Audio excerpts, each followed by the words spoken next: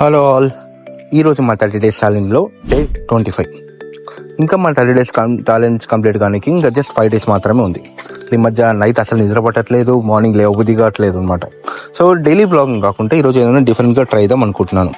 ఏంటి అంటే నా దగ్గర 100 రూపీస్ ఉంది. ఈ 100 రూపీస్తో నల్గొండలో 2 personsకి ఈవినింగ్ టైం స్నాక్ ఐటమ్ ఏమేమి తినొచ్చో చెప్తాను. ఫస్ట్ మన ప్లేస్ వచ్చేసి Shivashankar sweet house, near bus స్టాండ్లో ఉంటుంది నల్గొండలో. ఇక్కడ చుడవానే కాకుండా జిలేబీ స్వీట్స్ చాలా ఉంటాయి. మనం తీసుకుంది వచ్చేసి 30 రూపీస్ చుడవ. ఆ తర్వాత మన దగ్గర రిమైనింగ్ 70 రూపీస్ ఉంది అనమాట. ఆ తర్వాత 20 రూపీస్ జిలేబీ కూడా తీసుకున్నాను 2 personsకి. ఇక్కడ మనకి 2 రకాల జిలేబీ ఉంటుంది, చక్కెరతో చేసి బెల్లంతో చేసి. మనం బెల్లంతో చేసి తీసుకున్నాం. ఆఫ్టర్ దట్ మన దగ్గర ఉంది 50 రూపీస్. ఈ 50 రూపీస్ తోటి క్లాక్ టవర్ దగ్గర ఉన్న సమోసా పాయింట్కి వెళ్తాను. హైదరాబాద్ రూట్లో లెఫ్ట్ సైడ్లో ఉంటుందన్నమాట. ఆ తర్వాత మనం ఇక్కడ 30 రూపీస్ సమోసా తీసుకున్నాం. ఇక్కడ మనకి corn samosa, chicken samosa, egg samosa, onion samosa అన్నీ అవైలబుల్ ఉంటాయి.